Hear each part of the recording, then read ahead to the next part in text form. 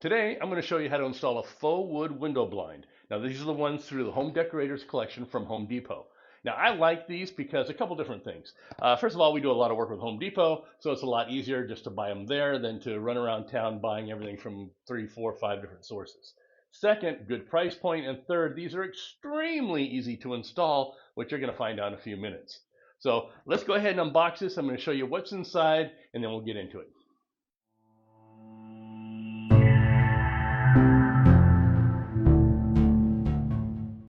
Okay, go ahead and take everything out of the box to ensure that you have all the parts and nothing is missing. In the box, you should have the blind, a valance, 2 side returns for the valance, 2 valance corner clips, some valance front clips, and the number of those is going to depend on the width of your blind, 2 end caps for the head rail, 2 end caps for the bottom rail, a bag of screws, some mounting brackets, and once again, the number of brackets is going to depend on the width of your blind. There will be 2, 3, or 4 mounting brackets. And finally, the control wand. The first step is to mount the clips that are going to hold the blind to the window. Now, depending on the width of your blind is going to depend on how many of these clips you have. It's going to be 2, 3, or 4 clips. Whatever the number of clips that comes with your blind, please use all of them. They're there for a reason. The longer the blind, the more support it needs, because I've seen them over time, especially on windows that face the sun, the blinds will sag over time. So you need the clips for support. Now, there's a long side and a short side. The long side is the top, and I believe, I thought it used to say top on it. They used to have it stamped on their top, but now it doesn't. But just know that the long side is the top. It's the part with a little hook on it, and then the short side is the back. Also, in the little bag of screws, you can have 2 sizes of screws, long ones and short ones. The long ones are the ones that hold these clips in. The short ones, we'll go over later. I'll show you what those are for. Let's jump over to the window, and I'll show you where to mount these clips. So the placement of the clips is kind of important on the head rail. First of all, if you have not had the head rail cut, so if you didn't have to have it cut shorter, narrower, then you have plenty of room up here. You have several inches between the mechanism and the end. You do not want to put these over the top of the mechanisms. Also, don't put them right at the end. Everybody installs them, seems to put them right at the end. Don't put them right at the end. Bring them in a couple inches at least. Now, if your blind has been cut and you don't have very much room here on the end before the mechanism, then put them on the other side of the mechanism. So over here, okay? So here is good. Here is good, here no, and over the top of the mechanism no. Okay. Then you go on, now we have 3 of them here, so we're going to put another one near the center, so we'll have one about here also. Now, that being said, oops, hold on. We need to transfer that measurement to your wall. Now, I am doing an inside mount. There's 2 ways, an inside mount and an outside mount. An inside mount, like here we have an alcove around the window that the blind is going to sit in. Now, you may be the kind that mounts them on the outside of the window, like on the wall up here, and it covers the window, because maybe you don't have an inset like this, it's just a flush, or maybe you have an odd-shaped window, so this won't fit in, like, an arch-type window, so then you put it above the arch, so it covers the whole window. This is going to be an inside mount. So we need to transfer the measurements from here to inside of our window alcove. If you're putting them on the outside, you transfer to the outside. So take your tape measure, figure how much room we have. Here before the mechanism we have 3.5 inches. So anywhere in the first 3.5 inches we're okay.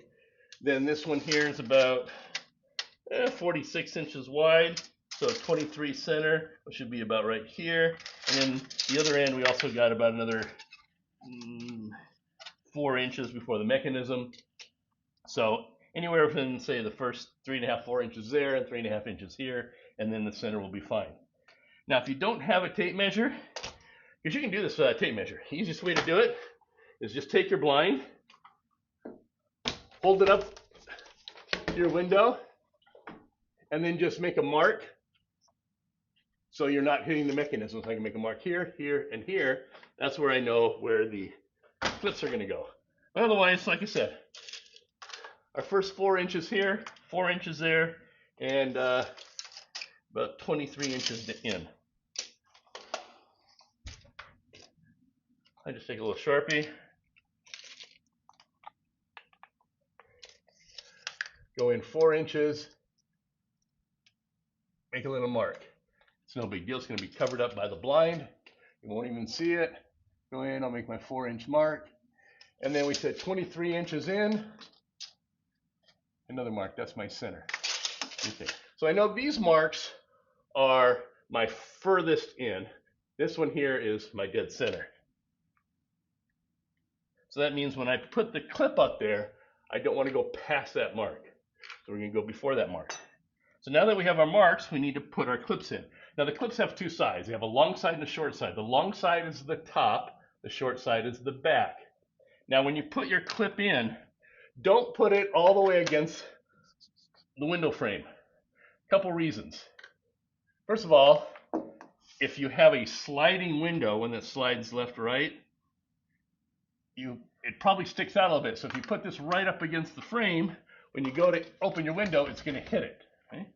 Another thing is if you have these flip up locks, they stick out about another ½ inch past the window frame. So if your blind is too far back, that's going to catch on your strings or your slats and they're going to break them.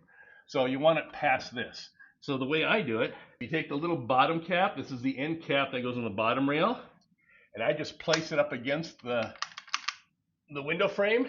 And then I just put the clip against that. That gives me plenty of space to clear the window and clear the lock. So I'll put that up there. Don't go past my mark. Take my Sharpie.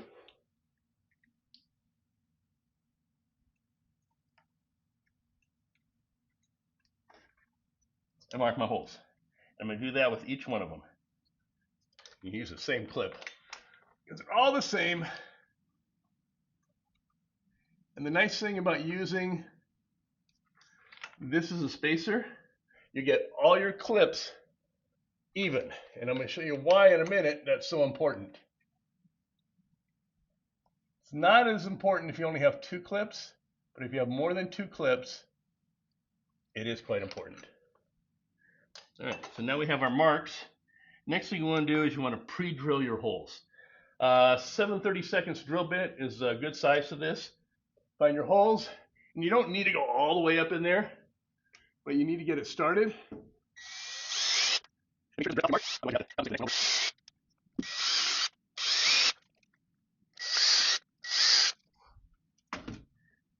Okay, now one other thing when you're mounting your clips. When you're drilling the holes, if it's for the forward holes, that means the holes further away from the window. If you're right up near your corner bead, that's your corner here, it's going to depend. Like if you have a straight edge corner bead, or if you have this is called the bull nose, it's rounded here. A lot of times right near the edge, there's nothing to drill into. You need to go back a little bit to be able to hit your 2x4, your whatever your bracing you have up in there. If you go right close to the edge, you're probably going to feel it when you drill up in there, it's just going to be hollow. That's because a lot of times when they drywall it, you have your drywall here, your drywall here, you have an empty space in there. That's where your corner bead is. So you need to go back a little bit to be able to hit your 2x4. So just don't be surprised when you drill and you hit an empty pocket in there. Just know that you just need to adjust. Either drill back at an angle. A lot of times if I can't move the bracket back because of the window, I'll just drill at an angle. All right. Now I can go ahead and mount the clips. Now, like I said, we're going to use the long screws, and they're just a Phillips head screw. And I put on, I think it was like a 3 or 4 inch drill bit, because if I use just a little short one, when I go within there and I start to drill, it's shorter than this, my drill tends to hit the bracket. So just a little tip for you, a little longer drill bit. All right. Now what we're going to do, we already got our holes pre-drilled, so it should be quite simple to put your brackets in. Just remember, long side up. Okay.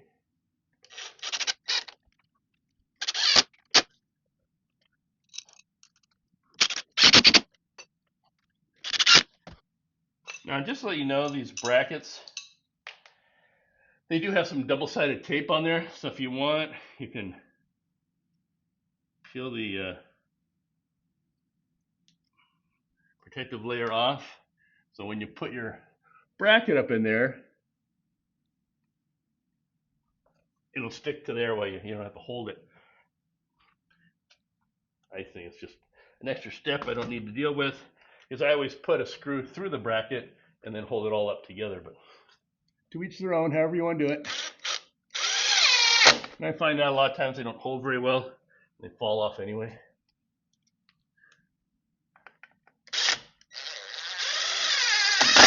Okay. Now, if you're doing, let me grab another bracket here. Now, this window already had the same type of blind in there, or the same bracket, so I could have just taken my blind and stuck it in the bracket, been done with it in like 2 minutes. The only problem is these brackets were set too far back, and the window frame was clipping them as you open the window, and the latch here was breaking them. That's why we're changing them, because the blind was broken because it kept catching on things, and over time it just broke the slats and broke the strings. So we're going to do it right. Now, if you're doing an outside mount, in other words, this is on the outside of the wall, then like I said, then you're going to use the holes here in the back. Now, these are slotted holes, so the nice thing about them is once you put them up there, you can adjust them up and down a little bit, because you definitely want to make sure that all your brackets are on a level plane. So you need to make sure you have a level. So put your first bracket on there. What I do is I put my first bracket on, screw it. I'll put my level up there. I'll take like a 6-foot level, and I'll do my end bracket, and I'll adjust it until the level's even. I'll make my marks. I'll put my screws in there just a little bit loose so I can adjust it up and down. It gives you about a 1/4 inch adjustment either way if you put the hole in the center. And I'll adjust it till it's level, screw it down. I'll then leave the level on the top, take my third and fourth bracket, if you have 3 or 4 brackets, and then just put them on the wall and just lift them until they touch the level.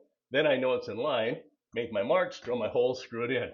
You just want to make sure they're all on the same plane. You don't want one here, one up here, one down here. It's not going to work. Same with these when you're doing an inside mount. They all have to be the same distance out from the wall. It's not so much the problem with the 2 end ones. It's when you have a 3rd and 4th bracket that comes into play.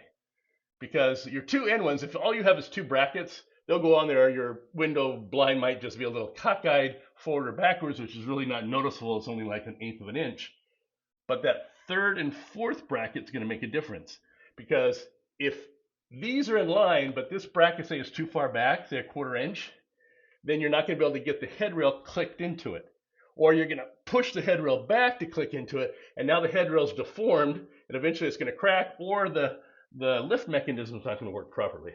So, or same if it's too far forward, then you're trying to pull it forward to click in there, and now it's not in line. So you need to make sure they're all in line. Easiest way to do that, put your 2 end ones up there first if you want, then put your other one on there, put a straight edge in front of them, and bring it until it touches. Or do like I did, use a set spacer behind all of them. That way you know they're all in the same distance. All right, now that the brackets are mounted, we can go ahead and hang the blind. Before you put the blind up, you need to put the end caps on. So it comes with a bottom cap and one for the headrail. So the bottom ones, there's 2 of them, one for each side, and they're the same. They just go into the end of the handrail and snap in there. The top ones, they're different depending on the end. They have an R and an L in there, so depending on which side you can put it on. So this is the right side. Just line it up. And I've seen a lot of people mount their blinds, and they do not put their end caps on. You definitely want to put your end caps on, especially when your clips are near the end. If without these end caps, your headrail is going to flex in and out, and it could detach from your clip up there. This gives it support and stability, so this end cap doesn't compress. Then make sure you turn it over. I'm going to do the other side. Because here, I'll show you right now. So here's our headrail, no end cap. See how I can flex it? Okay. You don't want that. Put your end caps on. I go to so many houses changing blinds where people put them on and they don't put these end caps on, and they keep popping out of the headrail. The headrail keeps popping out of the clips. On the bottom one, that's just more decorative. But if you're putting in, say, some vinyl mini blinds that has a metal rail on the bottom, if you don't put that end cap on there, it leaves a sharp edge. So just keep that in mind. All right. Next thing you want to do is, I always take my blind, I just grab it by the headrail, make sure I'm not holding any of the slats, and I just give it a little like that. What it does, it kind of drops it down a little bit, gives it a little bit more room to grab the headrail. Plus you get all these little cardboard things in here, which I guess they're to keep from scratching or something, I don't know. They're just a pain in the butt is what they are. Take all those out. Make sure you don't break your strings as you're getting them out. But like I say, if you give it that little jerk and it comes down a little bit, now you can get your hand on the headrail a little better. Now when you put the headrail into those clips, let me grab a clip that's here, I'll show you. A little closer. If you notice, it's got a little J bend here on the top. So the blind, in the front of the blind, the front of the headrail, it's got a little track or groove in there, and that groove is going to go right inside that little J bend. So it's going to go in there, and then you're going to tilt it up, and then it's going to click in to this bottom clip right here. So the headrail is going to go front first, and then swing it back, and it's going to click in. Also, make sure you got the right side forward. There'll be a small hole in one end. That's where your control rod's going to go into. That is the front. If you try to put it in backwards, first of all, it's not going to go in. You're going to be fighting it. And you're going to go, why won't this go in? That's why. So, take this, tilt it down, because you want that groove in the front to catch in that little J hook on those brackets. Like that. So it's in there now. And then you're going to tilt it up back, and you're going to hear it click. And then just push on each one to make sure, because like this one here didn't go in. Now it's in.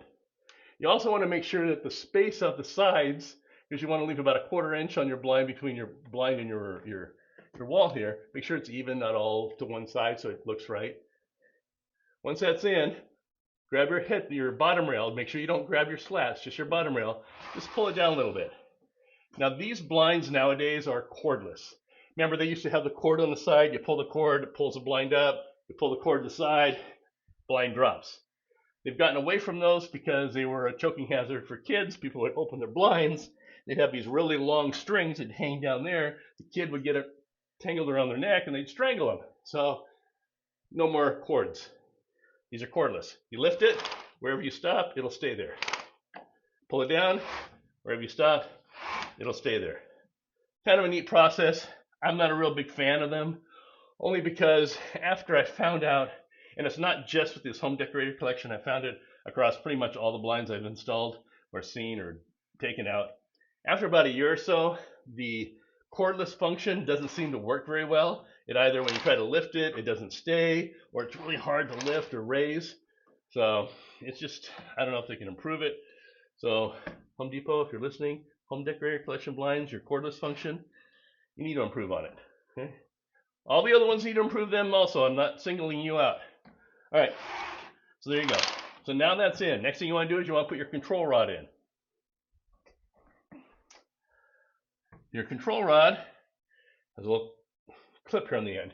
It's going to go up in that hole, and it's angled, so you just need to get the right angle. You'll know when you're trying to put it in, because you'll be fighting it if it's not. And then once it gets up in there, because the end of it, it's a little like knurled end on there. So it's going to go up in there, find that cog, and then it's going to click in. Once it's in, it won't come out. Twisting it opens and closes your blind. So you put your blind down.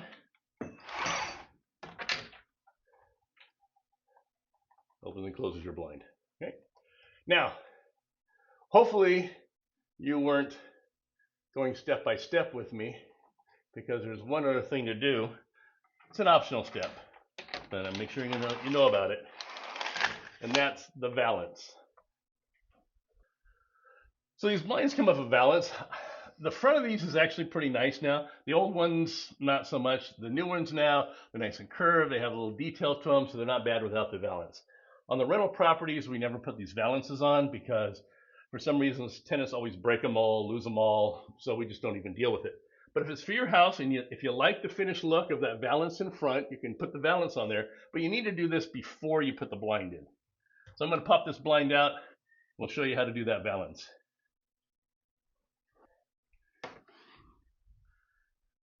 So just to know if you have to take the blind out, how to get it out. So here's your clip. You're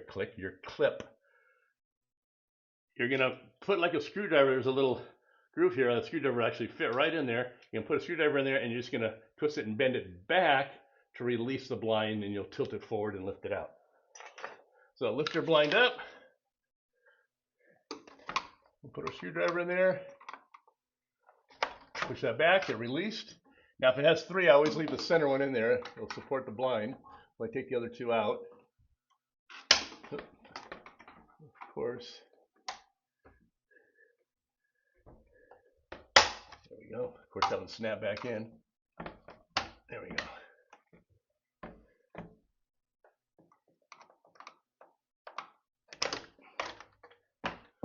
Tilt forward, take it off the hooks.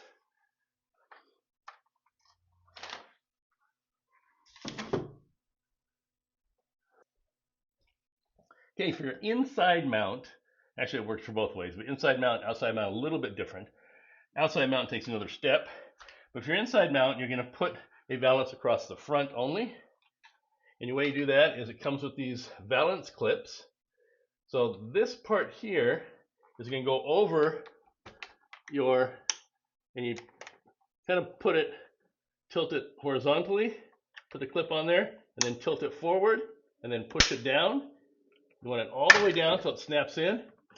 So now, you see, it looks like that. That's your clip. Now this end here goes into the groove that's on the back of the valance. So you need to put all these clips in first before you put the headrail up there, because for an inside mount, because once you put this up there, then your wall's in the way and you can't get the clips in.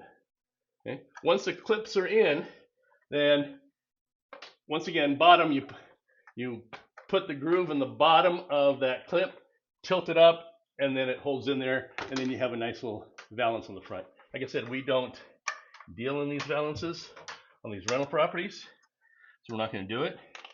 Now there is one other thing. If you're doing an outside mount, let me put this back in here and I'll show you.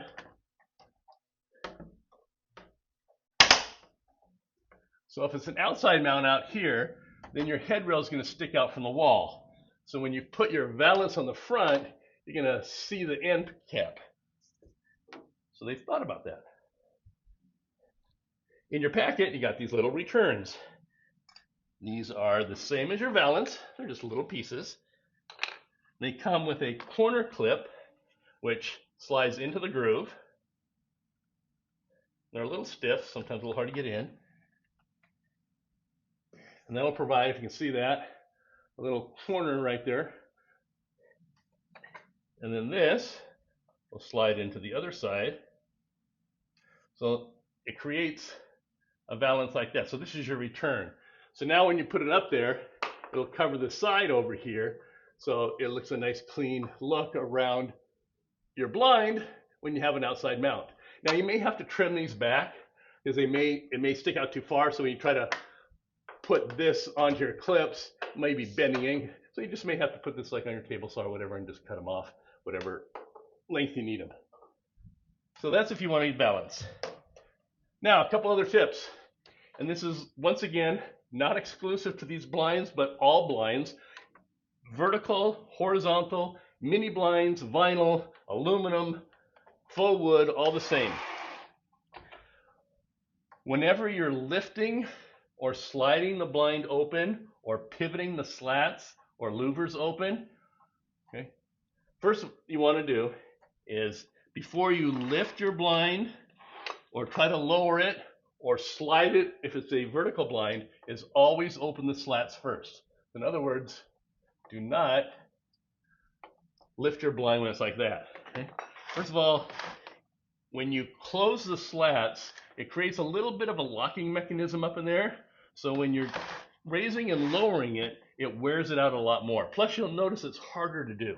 So if you open your slats first, then raise it or lower it, you'll feel it. It's a lot easier, and it puts a lot less strain on the mechanism. Same thing when you have vertical blinds, like the ones like at your sliding patio door. Always twist them open first, then slide them. Aluminum mini blinds, open them first before, if they have the old kind with the string, or any kind with the string, open them first before you pull or lower with the string. Otherwise, you're going to wear it out a lot faster. Okay? Just a tip. The only other thing I don't like about the cordless blinds is on the blinds of the pull strings. Let me tell you this.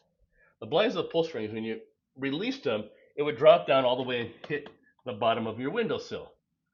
These ones, because it's harder, since your hand's on the bottom, you can't get it all the way down. So you always pull it out, you go a little bit further, and then you try to lift it just a little bit till it slides in there. But it always seems to be a little bit off from hitting the windowsill. So now the blind tends to want to move around a little bit. Where before, when it's like right up against the windowsill, it provided a little bit of friction so it wouldn't move. Just a little quirky thing that I don't like about the cordless ones. And there you go.